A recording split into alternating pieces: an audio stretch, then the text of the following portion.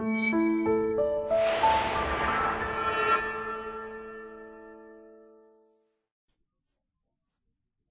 guys, it's May the 4th, which kind of sounds like May the Force be with you.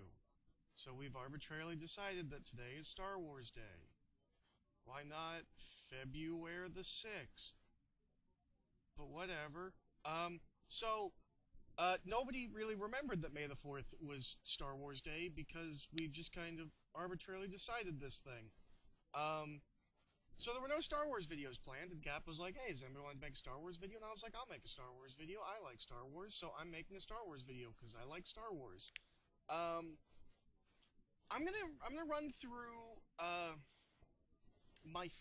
list of my favorite stuff from the what is now Legends, the old expanded universe, um, because people kind of ignore that stuff and don't care about it, and even more so now that it's not canon.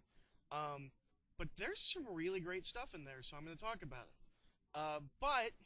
But uh, there's a couple of things that I'm not going to talk about that you might expect to be on here. The big one is Knights of the Old Republic and the Knights of the Old Republic. The Knights of the Old Republic video game. Okay, here's the thing about Star Wars. I owned a PS2. All the great Star Wars games were on Xbox. So Knights of the Old Republic, Jedi Knight, all that stuff. The stuff everybody talks about is like, these amazing Star Wars games. I wasn't able to play any of them. So I've never played Knights of the Old Republic, or Jedi Academy, or Jedi Outcast, or any of that stuff. Um, so they're not on my list because I don't have any experience with them. Everything I know about Knights of the Old Republic would make me think that I would love it, but I haven't played it. And the Knights of the Old Republic comic book, I have the first volume of in the Epic collections, but I have not read yet, so I can't give any firsthand opinion on that. I've heard it's really good, but I haven't actually read it, so I'm not going to talk about it. The other one is... This is just me being, like, fickle's the wrong word. This is just me being nitpicky. I'm not going to talk about Genny Tartakovsky's Clone Wars. Because it kind of immediately was removed from canon and it kind of contradicts everything else. So I'm not going to talk about that, but that's amazing. If you haven't seen it, it's on two DVDs, Volume 1 and Volume 2. Volume 1's considerably better than Volume 2 in my opinion. But they're both worth watching. I feel like that's something that's gotten really forgotten. Like, if you weren't there and watching it at the time, like, it feels like people have kind of forgotten it. But it's great, and you should watch it.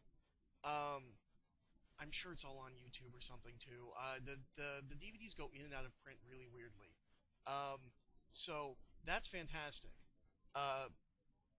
But I'm not going to talk about that in this video because it's not technically Star Wars Legends because it was kind of immediately removed from continuity. So I'm going to talk about a bunch of other stuff. First off, we're going to talk about Tales of the Jedi.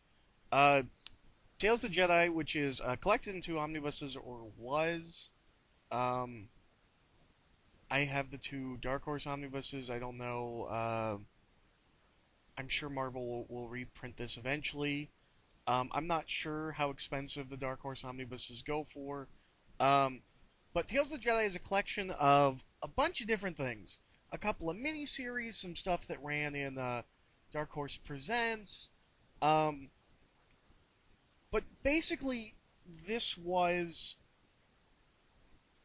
as far back in the Star Wars timeline as we went for a long time. We eventually went back further with Dawn of the Jedi, which is also a great series, but kind of cut short, and so I'm not... I really liked Dawn of the Jedi. It's not on this list because I've still only read the first volume, so I can't recommend the entire series, and it clearly got cut short by the Disney merger. So, before Dawn of the Jedi came out, there was Tales of the Jedi, which I believe is the earliest back that we go. the first volume kind of talks about the origins of the Sith and a bunch of stuff with that, and then gives us our first adventures with Ulic Qel-Droma and Nomi Sunrider. Uh, I would say if these are out of print and they're kind of hard to get, you can get by with just getting the second volume. Some of that Origins of the Sith stuff is kind of boring, and while I like the Ulic Qel-Droma and Nomi Sunrider stuff, that's really just introducing their characters. You can kind of just start with Volume 2. But this covers this giant Sith war, and for a long time, this was all we had about the Sith and the Jedi and the beginnings of their conflict and all of that. So this stuff is really good. There's a couple of caveats to that statement of really good. This is early 90s Dark Horse Comics. That means the artwork is really sketchy. The coloring is really washed out. It's an acquired taste. I wouldn't say these books look bad, but I would say it's an acquired taste. You kind of have to get used to the art style. Ulic Qel-Droma's rise and fall as a Jedi to Sith, kind of back to Jedi, at least back to the light side. That is one of the best. We've had a bunch of characters that we kind of did that with. I think his is one of the best. His change to the dark side is a little quick, but it's just, this is a really fun kind of classic Star Wars series. It's one of the first things. Actually, my first introduction to this was the story arc that opens the second volume is called Dark Lords of the Sith. They did an audio adaptation of that, and my library had it. So that was actually my first introduction to this story.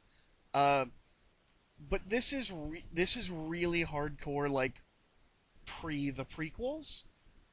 Most of this stuff, while it was never removed from continuity, doesn't really line up with a lot of stuff from the prequels. The Jedi and Sith are considerably more mystical than they would later kind of be viewed. There's a lot of stuff that kind of gets wonky, and the origins of the Sith, while interesting, aren't exactly great. But this is a really, really fun series that both feels very Star Wars-y, but also feels authentically old. And I mean like older in the timeline, especially aesthetically. Like there is a hint of Star Wars, but everything really kind of looks older. It's almost everything has a very like Roman Egyptian inspiration to it that makes it feel like it really does take place. I think it's like 1,000 years, maybe it's 2,000 years before the original, or before the prequels. But when these came out, the prequels didn't exist, so it's a couple of thousand years before A New Hope.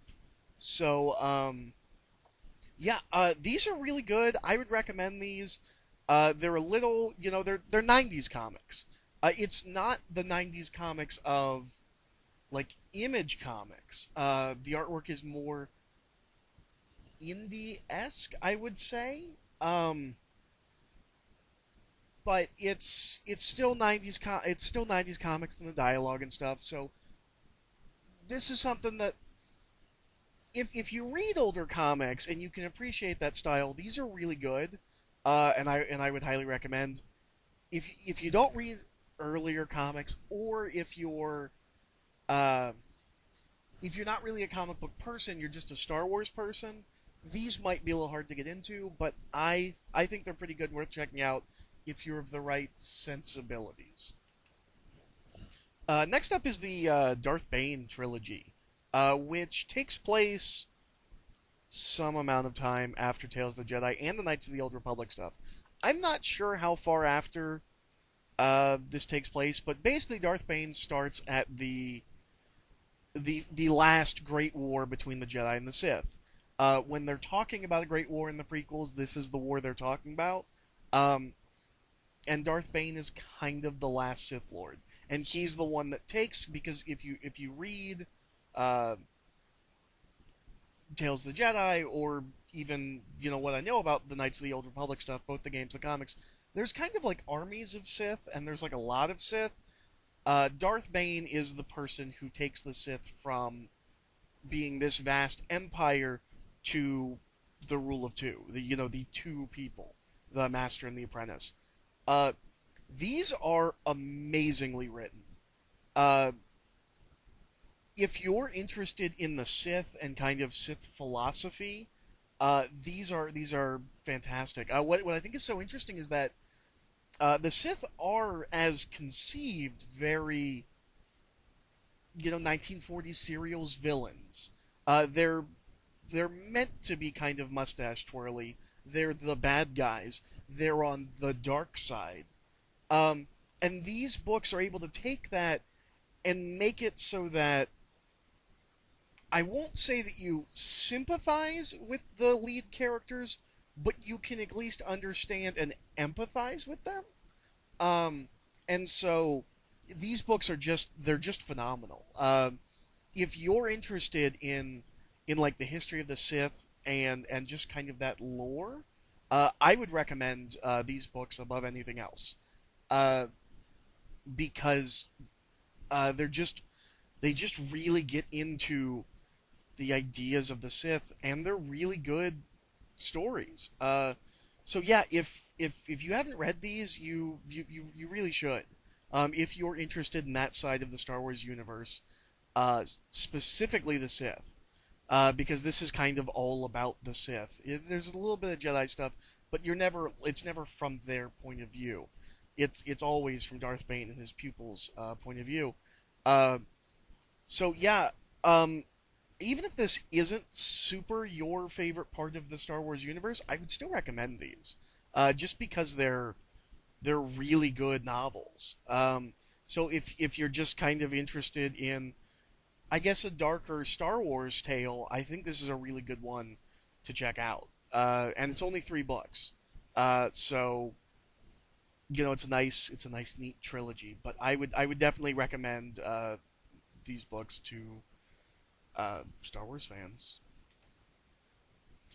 Okay, so my favorite character in all of Star Wars is Quinlan Vos.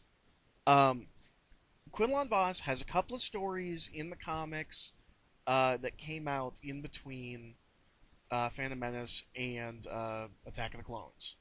Then when Attack of the Clones hit, the Star Wars comic became all about the Clone Wars, and Quinlan Vos is a major part of that. We kind of have a through line through the Clone Wars of Quinlan Vos' story, and then we jump around and do some stories with some other characters, some of the more major ones. Everybody that has speaking roles in Attack of the Clones. Count Dooku, Anakin, Obi-Wan. We kind of jump around to everybody, but the real like through line story is this Quinlan Vos story. There is an omnibus, or there was, again, it might be out of print. There was an omnibus of Quinlan Vos, all of his stuff before the Clone Wars. This stuff is kind of skippable. If you really want to read Quinlan Vos stuff, this is not essential. You do not have to read this. There's some good stuff here, but if you're trying to figure out, like, monetarily, I would say this is skippable, or even do the other stuff first and then come back to this. Um, I don't know if this is ever going to get. I'm not sure if it will ever be reprinted. I mean, I'm sure it'll be reprinted at some point. I don't know how quickly they're going to be rushing to reprint this stuff. So, if you can't get a hold of this early Quinlan Vos stuff, not a huge deal. Quinlan Vos' story really uh, goes through the Clone Wars. Here's the thing about the Clone Wars comics. They're fantastic.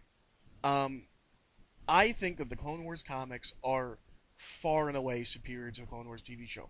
Even when this Clone Wars TV show gets better, and becomes a legitimately good show, it's never as good as the comics. And the comics, um, actually introduce the characters that the TV show co-opted.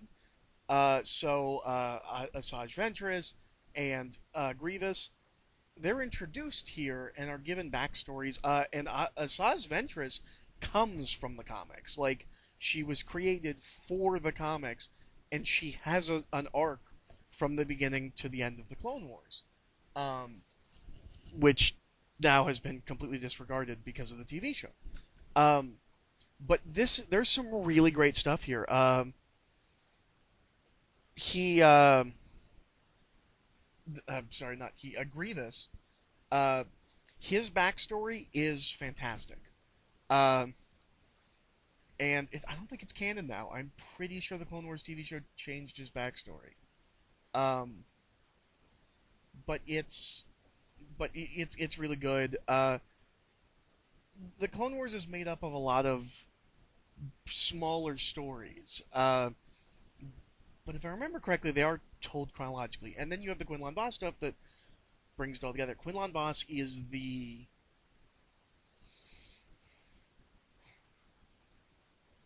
this incredible. But John Ostrander's sensibilities seem to line up with mine as far as Star Wars. Like, what he's interested in is what I'm interested in, and so Quinlan Boss is essentially an exploration of the ideas of the dark side and the light side and the temptation of the dark side. And Quinlan Voss is this character that kind of rides the line. He's kind of a rogue Jedi. He, he he dabbles with the dark and kind of goes towards the dark. But in the end, he's still a good guy. And he's a fantastic character. These stories are great. I feel like as time goes on, these comics are going to become stranger and stranger, uh, because more and more people are going to be familiar with the Clone Wars cartoon, because the Clone Wars cartoon is what's canon. Um, and so to see a lot of the ideas and characters from these comics or used in that and used wrongly and poorly, Quinlan Voss shows up and he's like a beach bum. Um, I think when you go backwards, like moving forward, people are going to go back and be curious about these and like, and they're going to be like, oh, everything's different. Um, Especially Quinlan Voss, because he's only in one episode of the Clone Wars, and he's like a Ninja Turtle. Um, so I'm kind of going to be interested 10, 15 years down the line when Clone Wars is really embedded in the Star Wars fandom as just like that is the canonical. Uh, that's what happened for the Clone Wars. How people are gonna feel about these? If these are gonna feel wrong, I'm not really sure. I think that's gonna be interesting, but I will say these are great. Again, Dark Horse collected them in three omnibuses. Again, I don't know if they're in print or easily gettable. Um, I assume Marvel's going to reprint these soon if they haven't already started reprinting them. Uh, but yeah, these are really great. You should definitely check these out, um, especially if you like that era and if you like the cartoon. Um, because there's a lot of things in the cartoon that are kind of echoes of this, or they take a gem of or a seed of something here and kind of go somewhere different with it in the cartoon. It's just a really interesting compare and contrast kind of a thing. Um, so yeah, I would highly recommend these. All right, so this one's going to be kind of a weird one and kind of an obscure one, I think. Um, so there are these video games called Dark Forces, and I've never played them. I have no idea how close they are to what I'm about to talk about. I mean, they came first, so I don't know how close what I'm about to talk about is to the video games, but I think those video games were adapted into three books, which are I don't even know, because my natural reaction would be to call them graphic novels, but they're clearly not graphic novels. Um, they're books with pictures, and I don't mean it's like a novel, but a couple of pages in it are fully illustrated, fully colored images, like how the Dark Tower books do. Um, I've never read those. I'm sure they're great.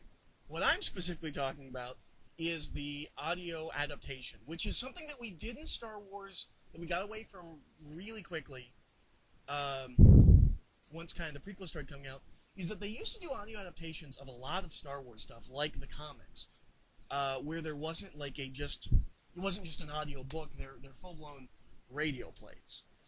Uh, a big part of my relationship with Star Wars comes from audio stuff. Like I said, my initial encounters with the Tales of the Jedi stuff came from the audio stuff. If you've never listened to the Star Wars radio broadcasts, they're a must listen, especially the first one. There's so much extra material that either comes from things that weren't in the movie, or just them expanding on things. It takes like 2 episodes before we even get to the opening of the movie. We have a whole episode about Leia getting the Death Star plans. We have a whole episode just about Luke with his friends. It's the only place that you can get Biggs. One of the most like unseen things in Star Wars is Luke's relationship with Biggs. We know that they shot those scenes. We've seen footage of them, but I don't think or we've seen pictures of those scenes, but maybe on the most recent Blu-ray releases, I'm not sure. But as far as I know, we've never released those scenes. The audio dramas have those scenes. So the first one's great. The second one's pretty good. And then Return of the Jedi is basically just Return of the Jedi with a couple extra lines. And the Luke builds a lightsaber scene, which was recently put on the Blu-ray. That was so weird for me because I knew that scene from the radio play. So anyways, I have a very long relationship with Star Wars in audio. And this is another case of my library had Star Wars audios. And so I listened to them, and I really, really love the Dark Forces trilogy. It's not particularly original or unique. Kyle Katarn, who's the main character, is very Luke-ish. His journey is very Luke-ish. I'm not going to say he's very Luke-ish. It's hard to explain. This is very much kind of a repeat of the original Star Wars, but there's also a bunch of more unique twists. I actually think Kyle is a better character than Luke is in the original trilogy. There's just more going on. It starts with him as he is actually in the Imperial Academy, and as things start happening, his father's part of the rebellion, and things just kind of spin out from there. It's probably I forget what documentary it is, but there's a documentary where Neil Gaiman says that a fan doesn't actually know what they want. Whatever they most recently read or watched from you, they just kind of one more of those, please. This is probably the Dark Forces trilogy is probably the closest you can get to the original Star Wars without it being the original Star Wars. It is very much that same story, but different, and it takes place alongside that story, which is interesting. So it just feels really, really classic Star Wars. So I don't know. I would recommend these. Maybe this will feel like dated to people. I'm not sure, but I really enjoy these audio dramas, and they, like I said, they are audio dramas. They're not audio books. They are performances with sound effects, and I think there's a narration like at the beginning and at the end, and I think that's it. But they're really interesting. They're really, really classic Star Wars. So if you really like the original trilogy and you're like, I kind of want something that's just like the original trilogy, which is honestly pretty hard to find in the expanded universe. A lot of things are riffs on things, or most of the stuff after Return of the Jedi isn't very much like Star Wars, because I would say a lot of the expanded universe isn't super Star Warsy because they bring on science fiction writers and they become much more science fictiony, and the where it becomes more and more about the technology and the politics of it and everything. Um, if if you really are just like, man, I wish there was more things just like the original trilogy. This is kind of just like the original trilogy, but a little different. And it's really enjoyable. And Kyle Katarn's one of my favorite of the expanded universe Jedi. He continues on from here into um, everything after Return of the Jedi. He is a reoccurring character. And those games I mentioned earlier, Jedi Knight and Jedi Outcast, which I haven't played, he's the main character of them. So like he is a continuing character throughout the expanded universe post Return of the Jedi. This is where he comes from, and it's a pretty cool little story. It's not mind blowing, and the idea that there's another person that's a dark sider but isn't Sith but is working for the Emperor is a little bit of a stretch and a little bit of a, well, he needed to fight somebody with a lightsaber at the end. But I really enjoy these, and I think you might really enjoy them. So that's why and nobody ever talks about these, specifically the audio dramas, but the books either. The games sometimes get brought up because they're first-person shooters, and they were in that period of time of early first-person shooters, and there weren't like a lot of Star Wars games. Like sometimes the games get brought up in retrospect, but I never hear anybody talk about these books and these audio dramas.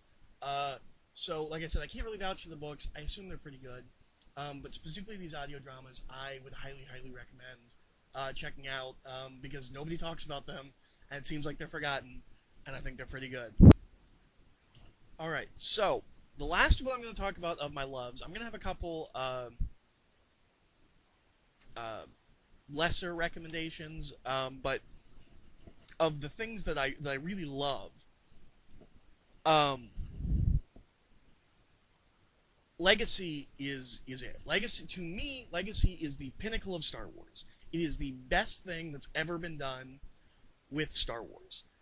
It's also one of the major reasons that I don't love The Force Awakens. I mean, there are a lot of reasons I don't love The Force Awakens, but one of the biggest defenses that is used both for The Force Awakens and by prequel apologists is, well, your expectations were just too high. Like, it had been so long that since a Star Wars film that like hype had just built up so much, and there was no way that the film would ever live up to your expectation. It's something that defenders of the prequel say, and it's also something that a lot of people say about Force Awakens to people that didn't love Force Awakens. And this book is my answer to why that's not true, but also why it's kind of true. People that make that statement seem to be working on the assumption that like we didn't have anything Star Wars in between. We had lots of comics, Legacy prime among them. My biggest issue when I walked out of the theater of Force Awakens, because my walking into Force Awakens is it has to be as good as the first arc of Legacy, and it's not as good as the first arc of Legacy. So, like, that was one of my primary issues was, and I mean, like, it is this phantom standard that I have that, you know, the millions of people that saw this movie don't have, but the first arc of Legacy is a phenomenal first story, and I was like, okay, well, if it's just as good as the first arc of Legacy, and the first arc of Legacy is not the best arc of Legacy, and it has some growing pains. So I was like, well, if it's as good as the first arc of Legacy, it'll be fine. And it wasn't as good as the first arc of Legacy.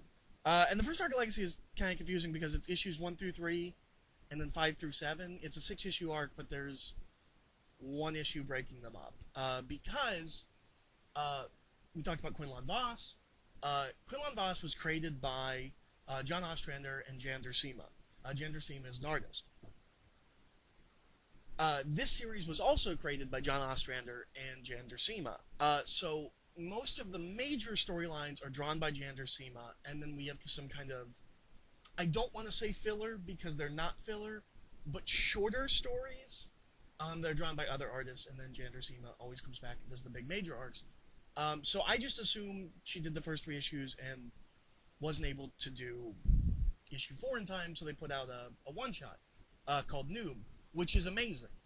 Uh, the issue 4, I think it is, of Legacy, is about stormtroopers and their kind of Sith Lord general, and it's phenomenal.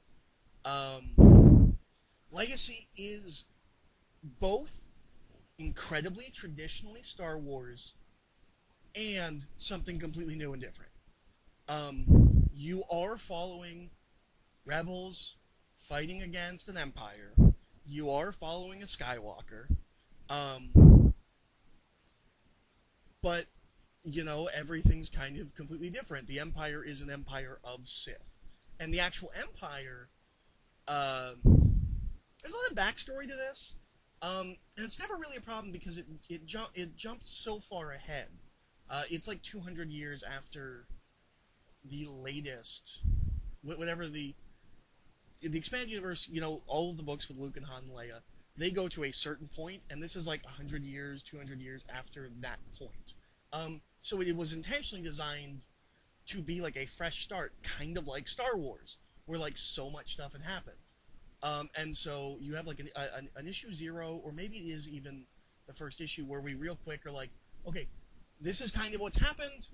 The Empire kind of took back control of the galaxy, but then they lost control of the galaxy to the Sith Empire, and so you kind of have 3 factions, and then a 4th being the main character, Cade Skywalker, who's not a faction, but he's not really connected to the other factions. The Jedi have been mostly wiped out. Again, like I said, it is both traditionally Star Wars and not at all. Cade's a bounty hunter who has basically all but rejected his Jedi teachings, and he's a drug addict. He does death sticks. And he really, really, really like dances on the line of dark side and light side, and in a really interesting way where there's things he does for good that he's still told, yeah, but that's dark side powers and you shouldn't be doing that. Like the light side of the Force wouldn't do that. The big one being he has this very unique ability to heal people with the Force, and he's able to bring them back from the dead. Like if he's right there immediately, he can bring them back from the dead. And they're like, that's bad. Like that's unnatural, and that is not light side of the Force. But he's doing it to help people. He's very emotional, and very conflicted, and it's a great series. If you like Star Wars, you really need to read this series. Because it's kind of like Firefly smashed with Star Wars. It's a little bit dirtier than Star Wars usually is. It's a little bit more rough and tumble because your hero is a bounty hunter, and he is a little bit more conflicted. But as I said when I was talking about Gwendolyn Voss, John Ostrander and I just seem to have similar sensibilities where what he's interested in are the things that I am interested in. But there's a lot dealt with the politics of everything, and it's really interesting, backstabbing, espionage kind of stuff going on. Darth Krayt, who is kind of the primary villain of the whole thing, he's a really interesting character, and just this series is just really, really, really good. I think that Marvel has started putting these out in Epic Collection. Pick this up. Of all the recommendations I've made, pick this up because this is my favorite, and I think this is the best Star Wars thing outside of the original trilogy. And it does the best job of feeling very much like Star Wars, but being unique and original. So there's a lot of things that are a lot of premise stuff and setup stuff that feels very classic Star Wars, but we take everything in very different directions and we do very different things with them. So yeah, if you read anything Expand Universe Star Wars from the Legends timeline, read Legacy because it's great. Alright, so now I'm going to do some runner-ups or honorable mentions, I guess. These are the things that I like. They're pretty good for one reason or another. but just don't make my list of like what I love and what I think you should absolutely check out if you're interested in the Legend stuff. So the first one is going to be super controversial. It's the Thrawn Trilogy. The Thrawn Trilogy is kind of the most beloved Star Wars thing outside of the films because it kicked off the expanded universe for all intents and purposes. There's stuff that came out before, like the Marvel comics, that were later kind of folded into continuity. But when these came out, it was a big deal. It was Star Wars is following on from the original trilogy. And for years, even now, people have said, well, they should just make the Thrawn trilogy. If they ever make 7, 8, 9, they should just make the Thrawn trilogy. Now, I've never agreed with that. It's part of why it's on my honorable mentions and not my loves. These aren't Star Wars movies. On one hand, this is the first of the we're going to bring in science fiction writers, and they're going to make Star Wars more science fiction. And so this focuses a lot on military tactics and combat and things like that. But also, and this might be more a victim of when it came out, there's no dark side opponent, really. There's a crazy old wizard, and that's kind of what the stand-in for the dark side opponent is. But every Star Wars film ends with a lightsaber fight. These 3 books that were supposed to be the next 3 the next trilogy, for all intents and purposes, they don't. The last book has a lightsaber fight, but the first 2 books do not. And so, like, for me, like, in my brain, like, that just means, like, well, these can never be the Star Wars movies because they don't end with lightsaber fights, and all Star Wars films end with a lightsaber fight.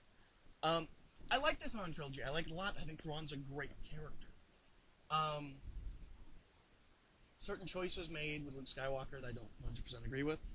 Han kind of has nothing to do. And Leia kind of has nothing to do. Like Leia, early on in the story, Leia kind of gets shuffled off, and she comes back and she plays a little bit more of a role. But she's also pregnant, so like that's part of it too. And this is also one of the big things in the expanded universe is that Luke no longer sees Ben or Obi-Wan. Like the Force Ghost thing stops happening after this point. He no longer has anyone to draw advice from. And it just kind of happens. But this is fun, and it is good. It's a little dated, and what I mean by that is, regardless of how you feel about the prequels, like a lot of that stuff is continuity now. So when this book deals with clones, it doesn't line up with what we eventually got. So coming back to this now, if you've never read this, that stuff's going to be weird because it doesn't match up at all with what we were told. Dark Empire's like that too. Dark Empire also no longer matches up with what we were later told. But I've never loved the Thrawn trilogy like other people have loved the Thrawn trilogy. I like it. I think it's good. I just don't think it's as great as everyone says. But here's the thing. Everyone else says it's great. If you want to try something from Legends, this might be a great thing to try. Because everyone that's not me does seem to agree that this should be episode 7, 8, 9. If everyone was younger. Like, if they made episode 7, 8, 9 in, like, 92, this is what they should have done. So, I like the Thrawn trilogy. I just don't love it. But everyone else loves it. So, it has to be on here. Alright, so, next is the Jedi Academy trilogy. Now, this comes with a huge caveat. I haven't read this series since I was about 13. People don't really like this series. It probably doesn't hold up. But I have a really nice place in my heart for it. I remember really enjoying this series. I remember really enjoying Kip Duran, who is a new Force user that's introduced in this. I've since seen people say that Kip Duran is a completely broken character and a Gary Stu. I would have to reread it. I don't really remember. But I remember really enjoying this series, and I also remember it ties in with Tales of the Jedi, which I was also discovering at that time. It has Exar Kun. There's an evil Force ghost. So I remember really enjoying the series. It has the same problems the Thrawn trilogy has, where it's more science fiction-y, and it doesn't have, I think, any lightsaber fights, which is a big mark against it for me. But I remember really liking the series, so I wanted to throw it on here. I've since read that it's not as good as I remember it, so I've kind of stayed away from going back to it, although I might at some point. But yeah, so this is really my old, just like, oh, this is a thing that I remember liking, and you might like it too, especially if you're younger and you're more accepting of flaws. The last thing that I'm going to talk about is Legacy of the Force. Um,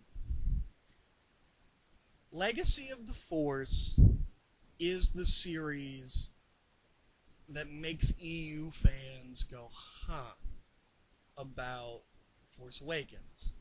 Legacy of the Force is the series where Han Solo's son, Jason, who is mentored to Luke Skywalker's son, Ben, goes over the dark side, becomes Darth Caedus, and the final moment of his becoming a Sith Lord, of turning over to the dark side completely, is killing a beloved character, in this case, Mara Jade.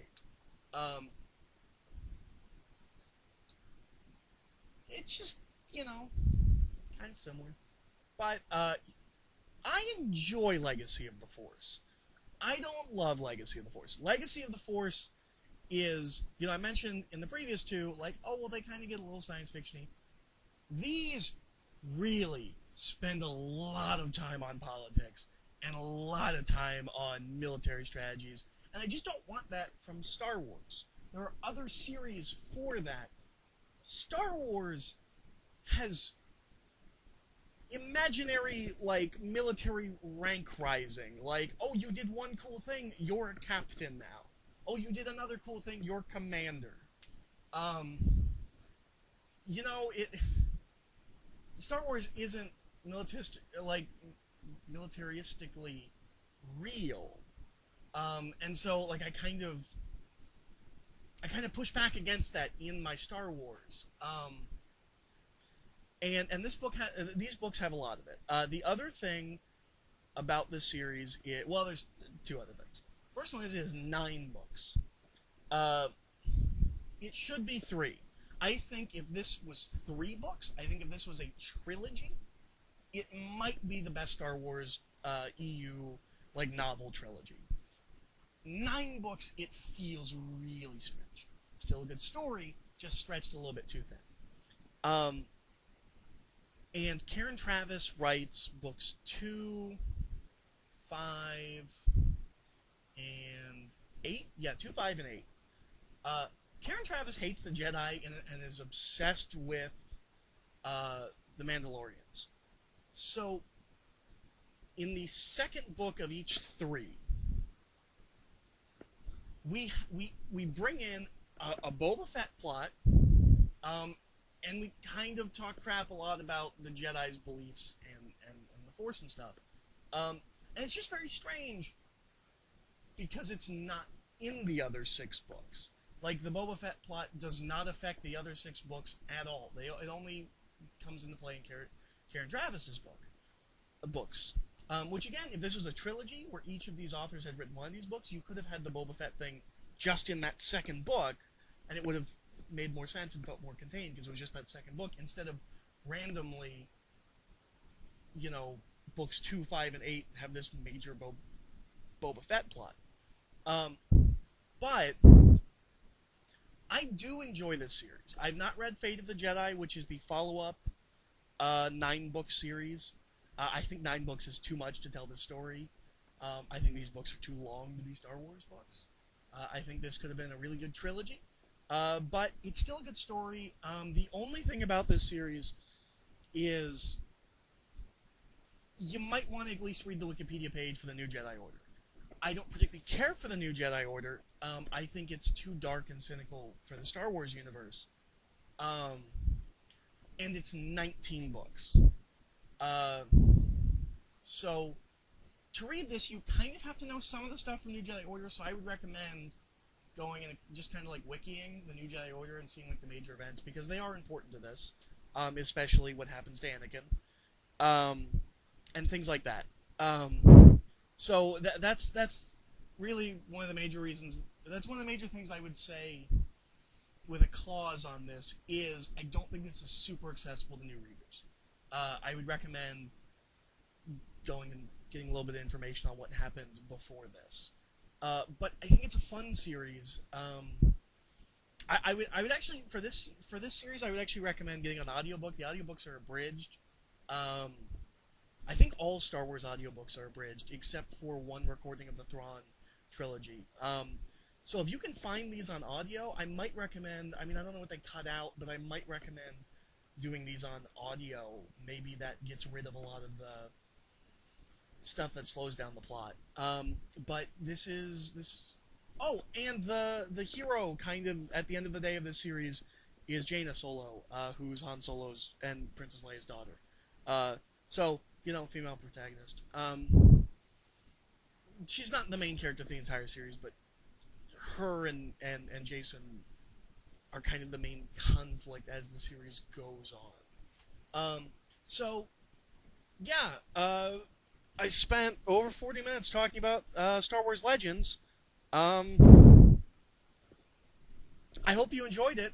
I really hope if you're just getting into the Star Wars expanded universe, because I know a lot of people are. I know with the new trilogy coming out and all the new material, which is now canon, I know a lot of people are getting in now. And I know Legends isn't canon anymore, but there are some really great stories there. If this video did anything, I really hope at least one of the things I talked about intrigues people and sounds like something that they might be interested in. Goes and checks it out. I think there's a lot of really great stuff in Legends, and I'd hate for Legends to just kind of be forgotten. Or I think even worse would be if Legends was only remembered for like just a handful of things. Like I don't think the Thrawn Trilogy will ever be forgotten, but I'd hate it if like Legends is just like the Thrawn Trilogy and I don't know, the Knights of the Old Republic, video game, things like that. Like I really hope that like a bunch of and this is what's going to happen, I'm sure, but I really don't want like a lot of the really good Legend stuff that nobody talks about to just kind of disappear. So yeah, I hope anything I talked about sounds interesting and makes you want to go check it out. All of the books are in print. All of the novels I talked about, and they all have Star Wars Legends banners on them now when I go to like Books A Million or whatever. So they're recent printings. The comic stuff, some of it's printed by Marvel. Some of it, you might still be able to find those old omnibuses and stuff. If not, I'm sure Marvel will eventually reprint all of it, so you'll be able to read that stuff. So yeah, I hope you guys enjoyed this video.